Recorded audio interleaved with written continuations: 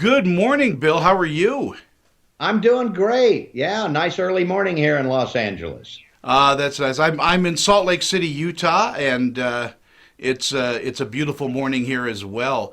Um, I've got so much to talk to you about, but let's start with of course the new show on Disney Plus. It's A Dog's Life. Tell me a little bit about that. You're exploring the world of service dogs and service animals. Yeah, dogs that have amazing jobs. I mean, everyone knows about police dogs or dogs that help rescue people, and those are great jobs for dogs. But there's so many more. There are dogs that find whale poop to help researchers find out about killer whales.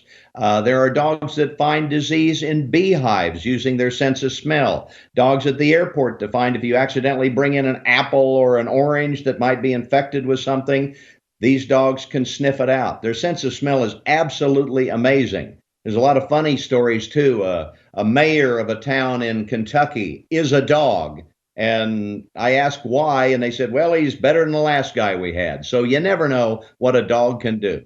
They have amazing jobs. I think in this climate, maybe I might vote for some animals. It couldn't be any worse. Um, yeah, is there something in the series that surprised you more than other things?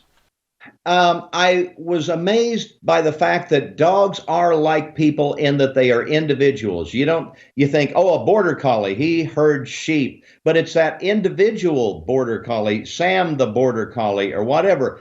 Their personalities just like people are. And the match that they have between their owner, handler, co-worker, and the dog is as symbiotic as it is finding a family member, getting a wife or something like that. And they are really personalities. They are individuals. And that was probably the biggest amazement that I found. Also, the unconditional dogs that love have that dogs have for us. They love us. They want to help us. They want to please us. And the enthusiasm that the dogs did out on the road that they showed for their jobs is just amazing. They love doing this. Now, you've had such a tremendous career doing something that other people envy. I mean, being the voice of a lot of different characters. Um, is that something you just did as a kid, or did you develop that skill? Yeah, well, a little bit of both. I was one of those kids that loved television and loved cartoons, and I was always going around doing the impressions and trying to do the voices of Bugs Bunny. Oh, brother, ain't I a stinker? I'm Froghorn Leghorn, or Gorge Goofy, or Gosh, oh boy, Mickey Mouse. And I just had that facility to do that. My friends put me up to driving through places like Burger King and McDonald's and ordering in weird voices. They'd say, order in some weird voice. I'd like a Whopper with cheese, and Arnold the pig would like a Coke. And they'd look, and it was kind of a fun thing. And it turned into a career in radio for a number of years, stand-up comedy for 5 years, which kind of got me ready for the big time in Los Angeles, and got very lucky with a very special audition back in 1986. It is such an interesting world because Disney is one of those companies that's always magical, and they do protect those voices, and they protect those characters a lot. So you really just can't go off and do Goofy's voices without the permission of Disney. Well, I certainly do, and they've never minded when I do it for a friend's birthday or something like that to help out. They've been really great with that. But I treat the character with the respect that it deserves. I really try and do that at all times. And because they're important characters, they're important to people, and I realize that. In your life, though, doing this, have you run across the great animators of our time, like Chuck Jones, Ward Kimball? Yes. Were they part of your life? The animators generally aren't. I've met them over at the studios many times through the years, and most of them, but it's almost a lonely life as a voice actor. In the beginning, we would do ensemble at Disney, where we'd all be in the room at the same time doing the script like a radio play.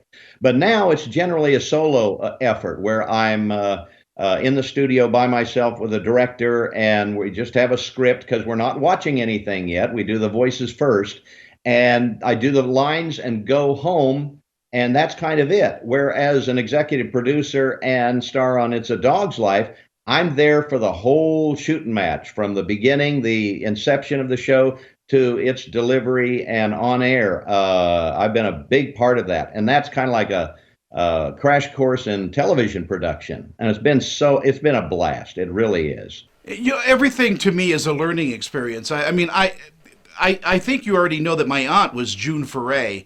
Yes, I heard that. I knew June. I got to do a Bullwinkle with her down at Comic-Con once, and that was one of the highlights of my career. I got to do Bullwinkle the Moose. Hokey smoke. But I used to go with her to do recordings and voiceovers for Jay Ward and those people. Oh, And what a wonderful education that was growing up and understanding the love that you guys have for the art of animation. oh, they're the real stars in my mind. I took classes from Dawes Butler when I came out to Hollywood, and he was the one that really taught me and all of his other students that it's all about the acting. It's not as much about the voice. That follows the acting. In other words, it's more not voice acting, it's voice acting. The acting is the most important part. Yeah, Dawes was an amazing guy. He used to walk around with this kind of over the shoulder puppet show that he would do with all of his voices. He was a great performer. He was amazing. Of course, we have the new generation. Josh Harnell is a good friend, and he's just incredible. Just an incredible voice actor. Yeah, yeah, absolutely. There are so many amazing talents out there that people really don't know because they don't see on a regular basis. But their talent is there. Frank Welker and there's so many.